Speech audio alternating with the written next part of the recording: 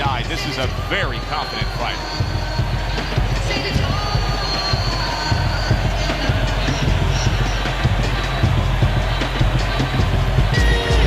Chad Dawson's now making his way to the ring, and you can see how focused he is for the task at hand.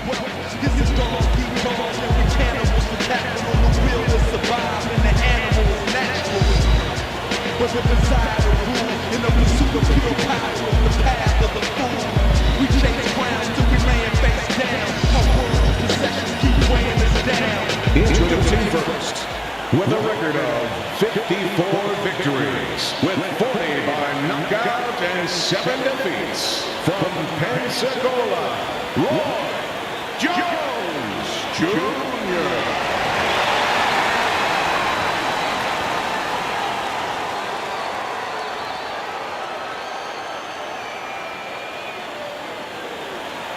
His adversary, professional record, 29 victories, with 17 knockouts and 1 defeat, Bad Chad Dawson.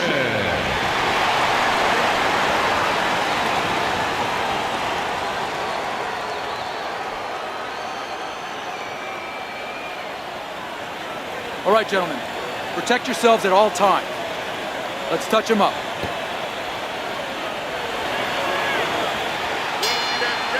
A fight like this that everybody's been talking about, it's always so interesting to see these opening moments here in round number 1. Jones's combination punching is working well here. When you've trained in situations like this, a power puncher against a fast fighter, what kind of adaptations does the fast fighter have to consider making throughout the fight? Well, he has to make sure that he has room in the ring, that he doesn't get trapped into corners. He doesn't get into a phone booth. He tried to nab him up top, but was unable to connect. Oh, they both land flush with uppercuts. Jones is the kind of boxer that wants to do, you know from watching his career, Roy Jones Jr. is not the kind of guy who backs down from a fight. But right now, he cannot afford to engage in this fight after being hurt so badly. Oh, and there you go. How about that? Roy Jones Jr. down after getting tagged by that power punch. 1, 2, 3. Hard to prepare for a situation like this, but many do. He's been down, now he's got to survive. No, that's where you're wrong. It's not hard to prepare, it's a must to prepare. If you're a trainer, that's what you do in the gym. You teach a guy, if you're in this situation, this is what you do. You grab on, you move your head, you survive. Not the most accurate uppercut you'll see. Phenomenal pace being set here. They are burning it up early on. Let's find out who's in better shape. We're gonna see. Dawson's putting forth that hard work he did in training camp there, landing a crisp combination.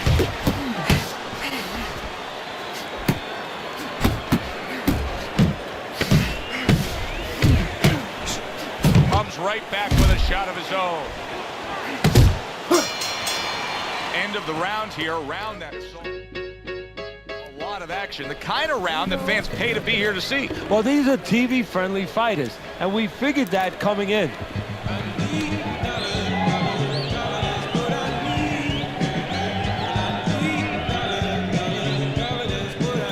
Beautiful, beautiful. I want another one. Jones has got a good relationship with his corner, but now it needs to pay off. He was down in that last round. They need to get to work. That is exactly what the corner wanted to see. A good combination punch by Roy Jones. Takes one, gives one. The right hand scores well. Unable to land clean by Roy Jones.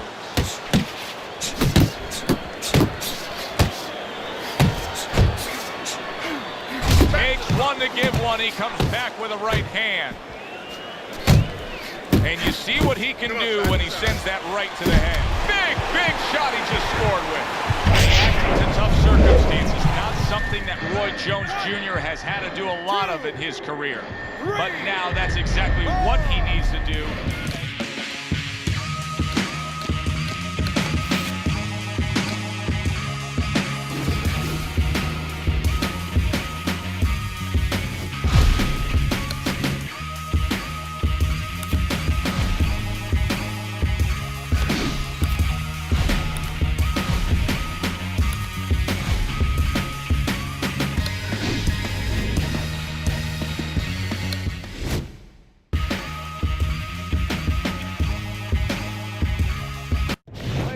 Hi, everybody. I'm Joe Tessitore alongside Teddy Atlas. Good evening and welcome to the MGM Grand here on the Vegas Strip in beautiful Las Vegas, Nevada. Our main event should be a good one tonight. 10 rounds, middleweight action. And the anticipation for this bout has grown as the week has gone. First round underway in this scheduled 10-rounder. Accurate with a straight left. Hagler's coming up with the answers, avoiding that punch. Hagler able to block that punch. Robinson's showing you what it takes to be the best in this business. Good, crisp combos. Watch that! Well, his opponent got away from that uppercut. Should be a fun one tonight with Marvelous Marvin Hagler going up against the guy who can bring the thunder. Yeah, but Hagler always knows he can bring the thunder, but he also has the lightning, he also has the rain, and guess what? He also has a little bit of an umbrella. That umbrella is defense. He knows how to make sure that he can make you miss and defuse the bomb. Look for him to defuse the bomb tonight. And coming upon the halfway mark of this 3-minute round.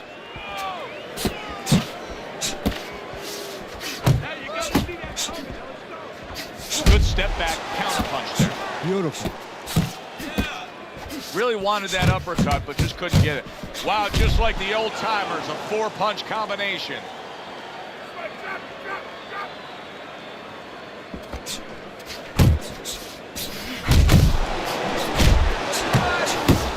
Good clean shot, returning fire. Well done by Marvelous Marvin Hagler. Well, that was his intention, and that's what he's doing. Not engaging in the fight, but clinching. Robinson's almost looking foolish that time he missed so badly. Good flush shot upstairs.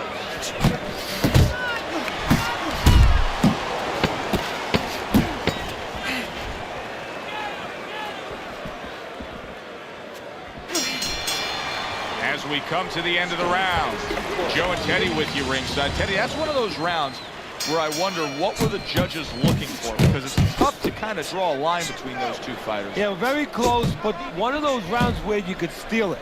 You did a little bit more in those last 30, 20 seconds. Maybe that's the impression the judges are left with. A stinging uppercut by Sugar Ray Robinson. Sugar Ray Robinson's picking up right where he left off. Remember how he finished that last round? Yeah, he really finished strong, really fast. And you know what? This is a thinking man's fight. I know a lot of people are going to say Teddy's just an aggressive fighter. No, he understands, and his corner understands that his opponent... What a big shot. He is floored by a big uppercut.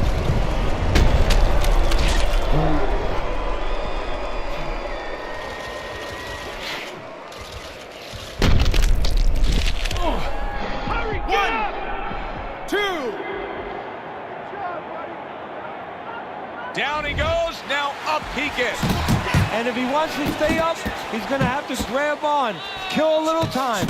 He's committed to the combination punching now. It's working out well up top.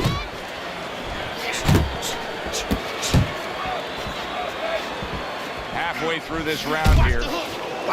Hagler's got to be feeling the impact of that uppercut.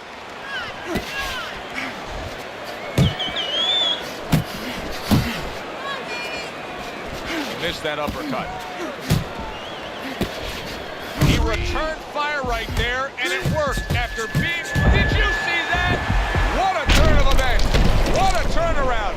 He scores his own knockdown after being knocked down earlier. And that's where scoring a knockdown hurts you sometimes, because now you think he's just going to walk in and get it again. Well, he walked in, he did get it. He got it.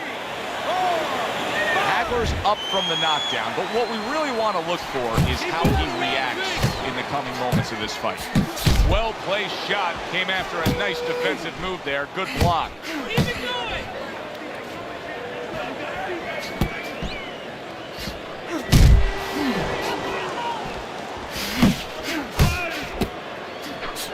Robinson's putting his punches together now. That's a nice combination.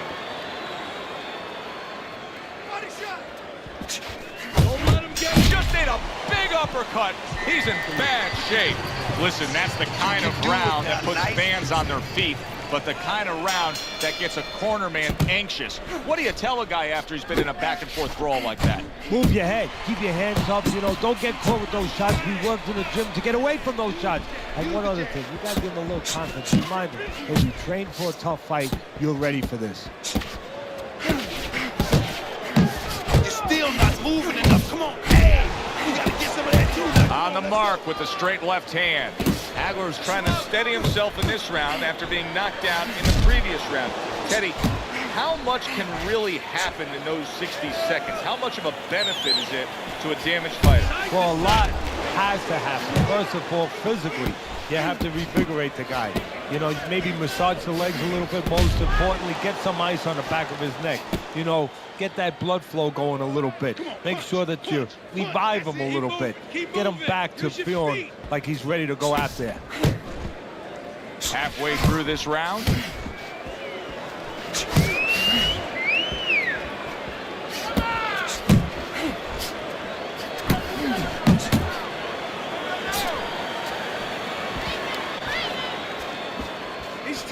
He's tired. Robinson's way off the mark. That punch didn't have a chance. Both men digging in with uppercuts.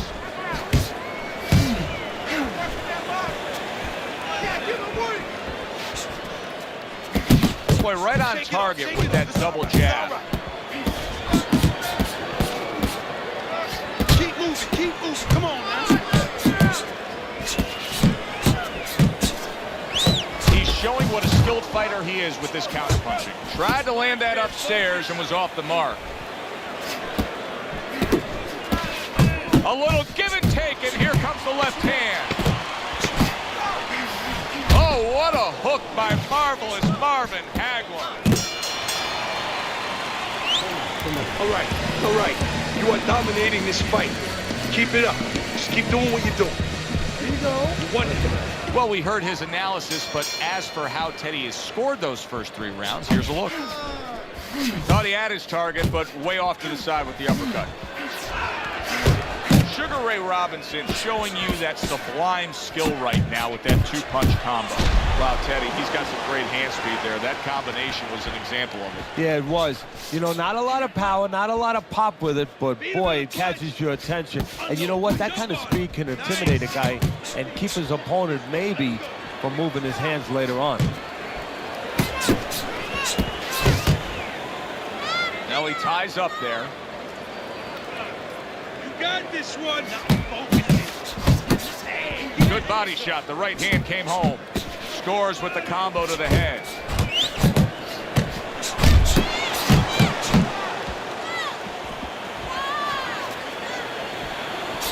Body shot in the left hand.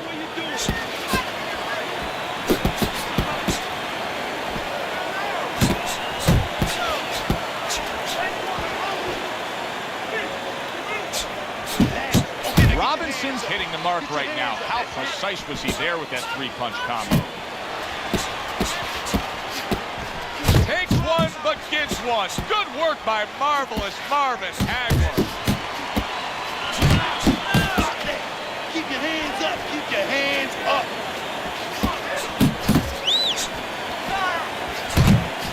Robinson's doing well here with that 2-punch combination. Big right hand. Oh, what kind of punching is this? I mean, he's got nothing on these shots. He's so hurt. You know, his natural instinct is to attack back. Right now, he's got to fight it. Oh, a big shot comes home for him. Sugar Ray looks dazed here. I don't know if he's going to be able to continue on after going down again. 2, 3, 4, 5, 6, 7, 8. Get up! 9, get up! 10. Get up! It's over. This fight is over. Sugar Ray Robinson's night has ended early here. Unable to go the distance, he couldn't rise up and beat the count. Ladies and gentlemen, by way of knockouts, your winner, Marvelous Marvin Hagler. Sometimes that's all it takes, Teddy. Just one good shot can end the evening. You just wonder how hard he tried to actually get back up, but I'm not in his body. It was a good one indeed. And for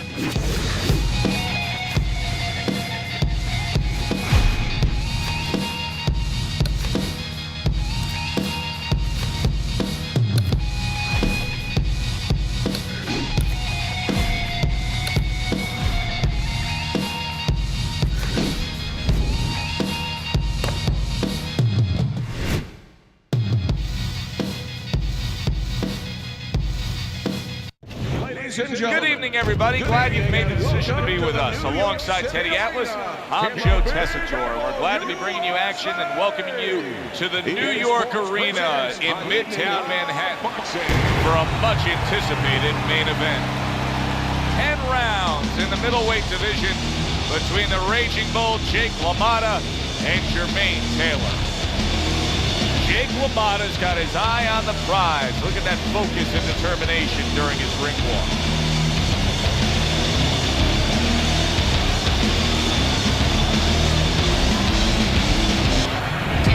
Jermaine Taylor is almost giving you the feeling here that he's completely indifferent to all the pressure.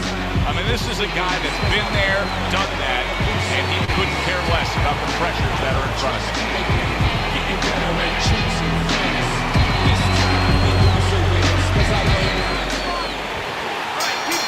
Everybody's been waiting for these two to meet up. Now they do, as round one is underway. Taylor's combination punching is just perfect there. 3 punches landing. You can see he's trying to score up top, but off the mark there. Come on. Teddy, I assume many times in your career, you were instructing a fighter that was going to face a fighter who just had the longer reach, flat out had it. What did you tell him? What did you try to cement in his head leading up to that fight? You know, sometimes you get caught up when you're fighting a fighter with those great, outstanding physical attributes like tallness and height, reach advantage. You start to think that only one way is the way to go. You got to force yourself to work your way in. I remind myself and I remind my fighter that you can step out and make the taller man give up his height. Walk him into traps. Well, he's sending more than one at him now. The combo to the head. Let it go. Halfway through round number one. That's a good block by Jake LaMotta. Off to the side, a little swing and a miss going upstairs. What an excellent 2-punch combo by Jermaine Taylor. Shake it off. He got hit, but he sends it right back. Able to land the hook to the head. Big shot, that left hand from Jake LaMotta. Not hitting his mark there going upstairs. Return to sender. He gives him back one of his own. They're not exactly getting to know each other. They're just beating the hell out of each other early on here. Yeah, Joe, if this keeps up, they're both going to have headaches, and we're going to have one of the great fights to talk about.